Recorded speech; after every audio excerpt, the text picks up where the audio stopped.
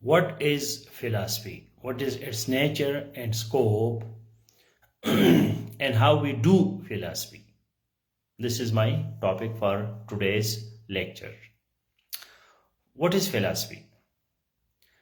Etymologically, etymology, etymology. Etymology means the origin and development of words. For example, the etymology of biology is bios and logos. So etymologically, the word philosophy comes from philo and sophia. Philo and sophia. Philo means love and sophia means wisdom. So the love for wisdom is etymologically philosophy. Etymologically, philosophy is derived from two Greek words, philo and sophia. Philo is love and sophia is wisdom. So the love of wisdom is philosophy. Initially, when philosophy was developed in Greece, so it was a very practical field, a very practical subject. Students would come to philosophers and they would ask them to make them wise, because they were the lovers of wisdom. They did not want to be stupid, or they did not want to be emotionally unstable, and they wanted to have consistent, logical personalities. So that's why they would come to teachers like Socrates, Plato, Aristotle, Epicurus, Zeno, and many others. So they would just come to them and would ask them that, Sir, please make me wise. And the philosopher would be making them wise. There were many other people in the Greece. They would be doing other jobs like merchants and business persons and common people, politicians, as we have different professions today. So philosopher would be a wise person, and people would go and meet him and asking him that how my life can be based on wisdom, so that I am happy and I am successful and I am intelligent and I am not stupid, or I am not depressed, or I don't have psychological or spiritual or other problems. So philosophy was a very, very practical field initially. So philosophy is the love of wisdom etymologically, and more intellectually, philosophy is the study, the rational approach to ultimate reality. That what is ultimate reality of different things, like knowledge? What is the ultimate reality of knowledge? What is the ultimate reality of mind? What is the ultimate reality of religion? What is the ultimate reality of science? So, existence, ethics, what is the reality of everything? So, the rational approach is philosophy. Later on, philosophy became empirical also. Empirical means that you use your senses, not only your rationality, your mind, but also your senses. So, that philosophy was called empiricism. And as we continued the progress of philosophy, so transcendentalism also came into it. Transcendentalism means that it is not only the senses and the mind, but there can be something beyond these two, or we can combine these two together. So Kant and Emerson and these philosophers gave transcendentalism. The progress continued, and then Bergson, a French philosopher, he gave the idea of intuitionism, that intuition is also important for philosophy. So, this we will be discussing in the epistemology, but today what we are discussing more, that is philosophical methods, that how to do philosophy. If you want to become a philosopher and you want to apply philosophy, so how you will do philosophy? So we do philosophy with the logic, basically with the logic. Different philosophers uses different methods, and I have given you the details in the notes today. But one of the most important method that philosophers use, that is logic. Now the formula of logic is SIDF, SIDDF. Please make a comment that the formula of logic is SIDF, SIDDF.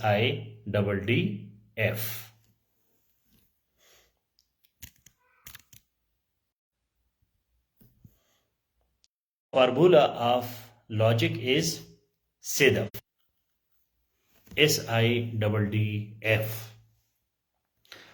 Now SIDDF, SIDF stands for, this is my contribution to philosophy, my own formula, but this formula is used in your course also. So SIDF is Socratic method, inductive method, deductive method, dialectical method, and fallibilistic method. Fallibilistic method. So these 5 methods, Socratic, inductive, deductive, dialectical, and fallibilistic methods, are used by philosophers in the logic. Inductive and deductive are called major logic, whilst Socratic, deductive, dialectical, and fallibilistic methods is called minor logic. The real logic that we have, that is deductive and inductive. But Socratic, we have informal logic also, and dialectical and fallibilistic. These logic also we use. And in this month course, we will continue discussing all the methods. Now, today our topic is Socratic method. So every method has a philosopher in your course. If you study your syllabus, so there is a method and there is a philosopher. For example, Socratic method. So who is the philosopher? Socrates. So you have to prepare Socrates as a philosopher and his method, which is Socratic method. If you read today's notes, so you will see that there is a 2 types of notes. Who was Socrates as a philosopher, and then what is Socratic method? Because Socratic method is not limited to Socrates. It is then evolving and it has become a very important educational theory, Socratic method. But the founder was Socrates. Socrates did not give us only Socratic method. Socrates gave us a lot of other ideas also.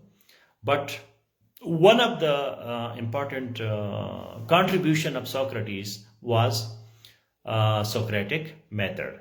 Socrates was the teacher of Plato, and I have been to Greece and Athens, and you might have seen my videos. I have gone to all those places where Socrates would teach the people, and especially Plato. And Socrates was teaching in marketplace. He would not charge any price or any fee for his teaching. He was a well-to-do person, a rich person. Even he would give money to people to listen to him. It is said that he was sitting in the market, and a man came and he asked him, "Where are you going?" So he said, "I'm going for my job, for my daily labor." So he said, "How much you will be earning?" So he said some amount like 10 rupees or dollars. So he said, "I will give you 10, but listen to me, let us discuss things." So from there, Socratic method was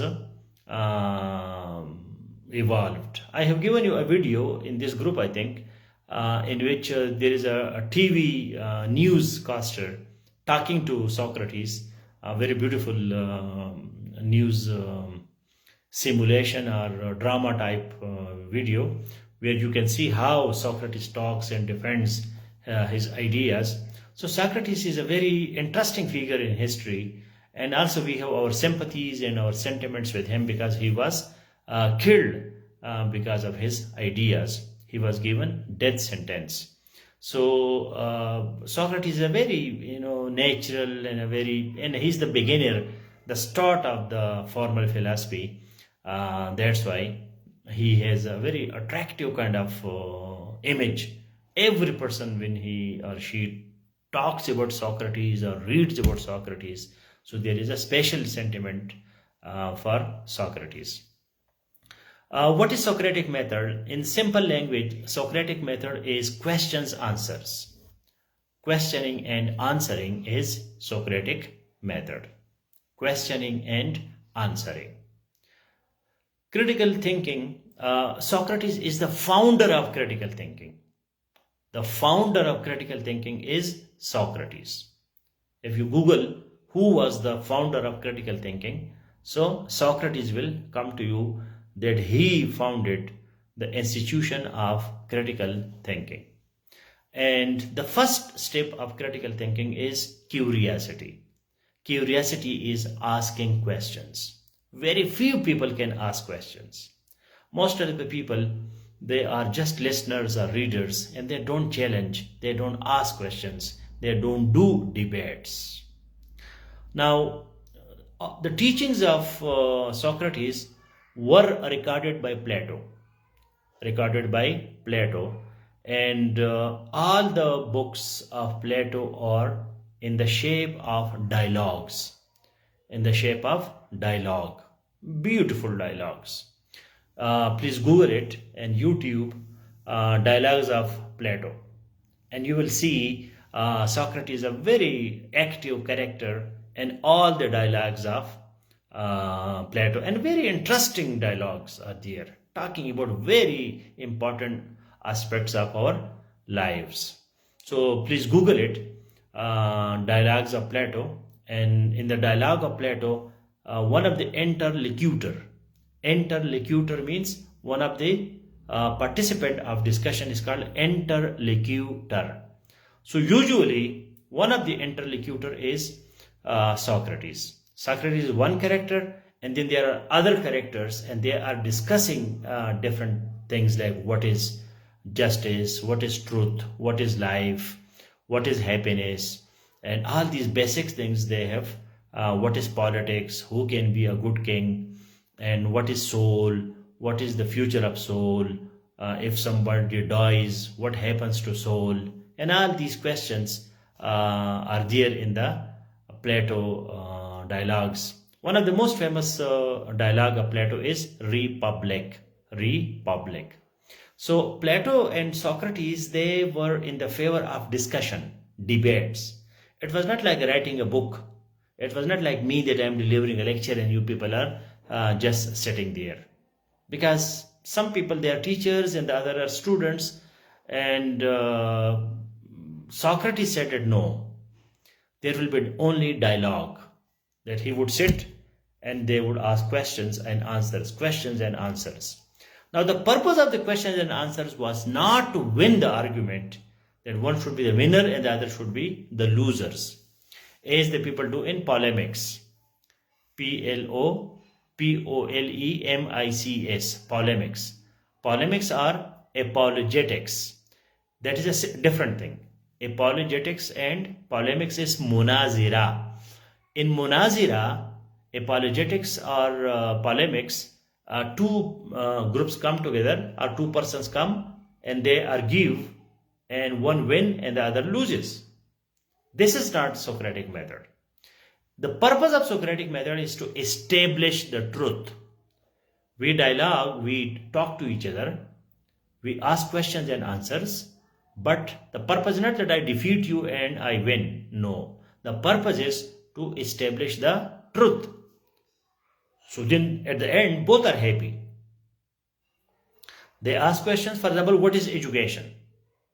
And you give me a definition of education. And then I ask another question, that what is this, and what is this, and what is this? And we continue this dialogue for 1 hour, 2 hours. And at the end, we both agree that what is the real answer to the question. And from this discussion, the topic, the concept is clear. Religion is not philosophy, and that's why in religion there is one authority speaking to you unidirectionally. Only one direction is there. God says, Prophet says, and that's all. You cannot question that is it like this? Maybe it is not like this. Why 5 times prayer? Why this? Why that? You cannot ask questions. Atana wa salamna. You have to obey and you have to agree and you have to listen, and that's all. You have to be obedient. Philosophy is different. Here you ask questions and you answer questions. So I don't know whether you have any question for me or not, but this is Socratic method to have questions answers and to establish the truth and the end. So if you have any question, please ask. One is this intellectual question that you do not understand, so you ask from a teacher. This is not debate. This is not Socratic method. Socratic method is the continuous debate. You ask question, I answer, then I ask question, you answer, and this continues, and then we get the result like in the Plato books, Republics. Socrates did not write books, so his words were recorded by Plato in his books. There is one small theory that Socrates did not exist. This was only Plato who invented a character, like Shakespeare invented a lot of characters in his dramas, but there is no so much support for this theory, and most of the scholars agree that yes, there was a character and there was a real man whose name was Socrates.